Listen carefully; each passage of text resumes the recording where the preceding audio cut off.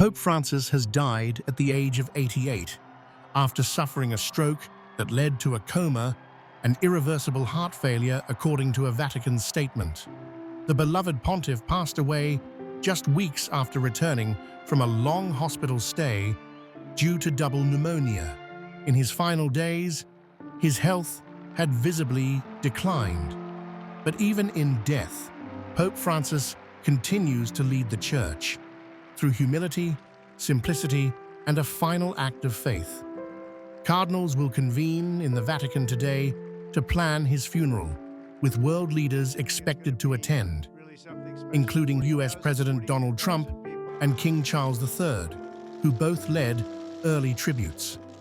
Their words reflected the global impact of the man who, for over 12 years, served as the spiritual leader of 1.4 billion Catholics. In a powerful testament left behind, Pope Francis requested to be buried not at the traditional resting place of popes, St. Peter's Basilica, but at the Basilica of St. Mary Major, a 5th-century church in Rome he visited over 100 times during his papacy. He asked to be buried in the ground without particular decoration, with only his papal name in Latin, Franciscus, inscribed above him. His final journey will be marked by 3 sacred stations, rooted in centuries of Catholic tradition. The first station begins with quiet ritual. After medical confirmation of death, his body lies in repose in his private chapel. The Camerlengo, Cardinal Kevin Joseph Farrell, will call him by his baptismal name, Jorge Mario Bergoglio, and oversee the destruction of the Fisherman's Ring, once a symbol of papal authority. His rooms will be sealed as the Church prepares for transition. The second station brings the public into mourning. Pope Francis' body will be placed in a simple wooden coffin and brought to St. Peter's Basilica, where faithful from around the world will gather for 3 days of viewing and prayer.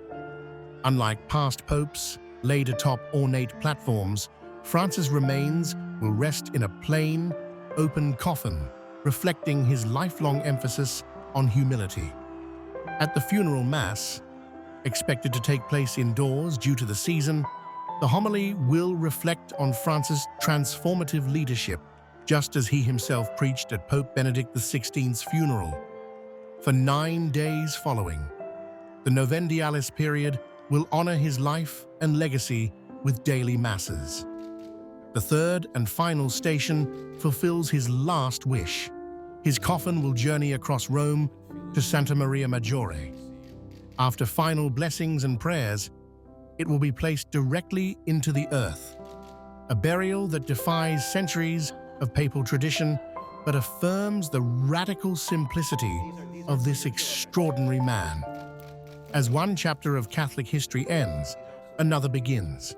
A conclave of cardinals will soon gather to elect the next pope.